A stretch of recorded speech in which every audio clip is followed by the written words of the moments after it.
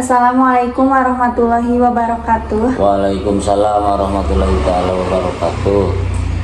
Perkenalkan, nama saya Aninda Waida. Saya sedang berkuliah di Universitas Muhammadiyah Tasikmalaya semester 3 di Prodi Bimbingan dan Konseling. Saya di sini memenuhi penugasan mata kuliah pedagogi yang akan mewawancarai Bapak. Baik, untuk mempersingkat waktu, saya izin menanyakan biodata lengkap Bapak. Oke, terima kasih atas segala waktunya dan mudah-mudahan bisa menjadikan keberkahan baik buat adik, mahasiswa dan juga untuk guru, rekan-rekan yang ada di sekolah. Nama saya Supriyadi, alamat Kampung Gintung, RT 09 RW 2, Desa Nangelasari. Saya di sini sebagai pendidik juga di mata kuliah PJKR. Lama mengajar karena pada waktu itu mungkin kalau tidak salah masuk di tahun 2004. Sekarang 2026, 2 tahun ya, ya kurang lebih lah. Jadi pahit manis, suka duka untuk menjadi seorang pendidik sudah lumayan dirasakan. Baik, menurut Bapak bagaimana kondisi pendidikan di Indonesia pada saat ini? Menurut kami pendidikan di Indonesia pada khususnya umumnya, mungkin khususnya di SMP mengalami perubahan yang signifikan. Wabil khusus mungkin para bapak dan ibu guru, karena setiap pergantian pemerintahan itu selalu perubahan di bidang kurikulum. Seperti yang kemarin itu kurikulum berbasis elektronik, dan juga sekarang dilanjut lagi. Maka dari itu kesulitan yang ada di sekolah, wabil khusus di sekolah kami, itu harus mengadakan pelatihan khusus bagi guru karena harus disesuaikan dengan kurikulum. Maka dari itu mungkin pemerintah membuka lebar dan membuka link untuk para bapak dan ibu guru bisa menguasai digital, karena kalau tidak seperti itu maka bapak dan ibu guru itu di dalam menghadapi siswa itu setidaknya itu canggung, karena mungkin kalau berbicara digital mungkin anak lebih paham, lebih memahami, sedangkan gurunya itu banyak guru-guru yang memang yang kelahirannya itu belum masanya. Maka dari itu mungkin di sekolah kami wabil khusus mudah-mudahan pemerintah itu memberikan peluang pelatihan kepada bapak dan ibu guru. Ya, terima kasih. Baik, mengenai digital, kesulitan apa yang Bapak rasakan untuk menerapkan kepada siswa-siswa? Terima kasih. Kesulitannya bagi bapak dan ibu guru yang ada di sekolah untuk menyampaikan materi kepada anak, bukan hanya materinya yang kesulitan, tetapi cara mengoperasikannya alat digital tersebut. Karena mungkin bapak dan ibu guru yang ada di sekolah kami itu usianya sudah tua-tua. Maka dari itu pengalaman mengajar yang sekarang menggunakan digital, sementara bapak dan ibu guru pada waktu itu belum masanya.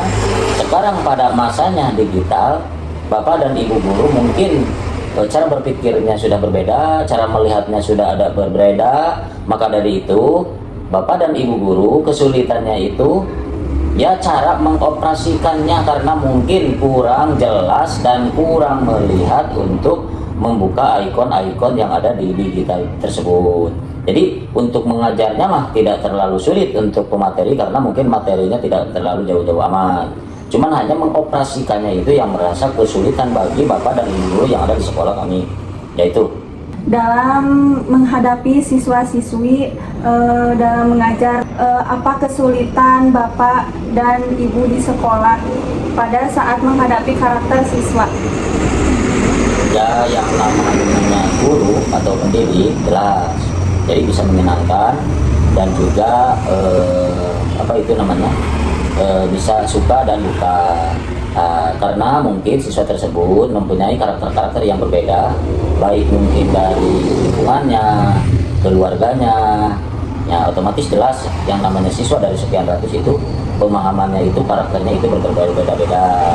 Maka dari itu, adik-adik mahasiswa, kalau Anda sebagai calon pendidik, utamakannya itu adalah nawaitunya untuk beribadah lillahi ta'ala, kita untuk mengabdikan diri kepada bangsa dan negara, supaya anak negeri yang ada di Indonesia itu pendidikan ke masa depannya itu lebih baik.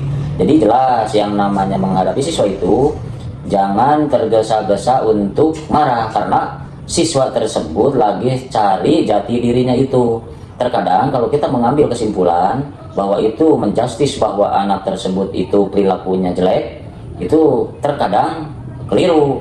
Karena seperti apa, misalnya ada anak jarang masuk kelas, misalnya ada juga anak yang sedang belajar keluar, ada juga anak yang misalnya mengadakan tawuran dan lain sebagainya. Itu di sekolah itu memang ada, cuman tidak terlalu banyak. Ya, itu kita harus selidiki, kita harus evaluasi, cari dulu permasalahannya. Apakah ini anak ini bisa seperti ini? Ada kemungkinan mungkin anak ini di keluarganya mungkin bisa berpenuh, atau anak misalnya ini gara-gara ini anak tidak masuk atau selalu mengadakan tawuran dan lain sebagainya. Mungkin saja ini anak di keluarganya itu memang tidak ada orang tuanya, tinggal sama saudaranya, atau bahkan mungkin anak ya sampai saat ini pun juga memang ada anak yang dari lahirnya itu tidak tahu keluarganya dan lain sebagainya. Maka dari itu, adik-adik sebagai calon pendidik, siapkan dari sekarang bahwa kita sebagai calon pendidik itu yang betul-betul untuk beribadah, supaya anak tersebut bisa tetap kita belajar bersama seperti orang-orang yang memang betul-betul punya harapan dan cita-cita ke depan.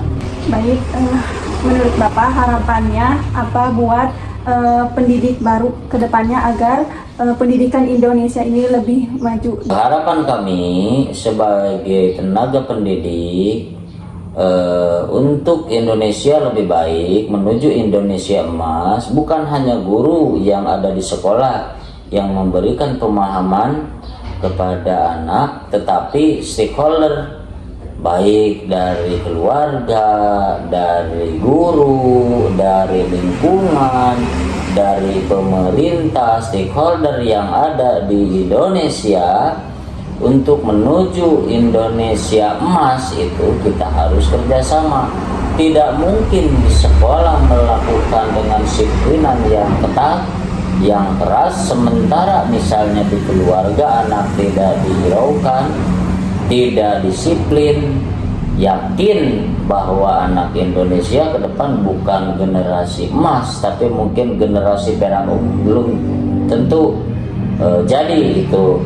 Yang kedua, mungkin juga pemerintah yang supaya anak itu menjadi generasi emas, pemerintah itu harus bersatu padu memikirkan bagaimana anak yang putus sekolah, yang belum bisa melaksanakan sekolah, itu adalah salah satu tugas daripada para pemerintah.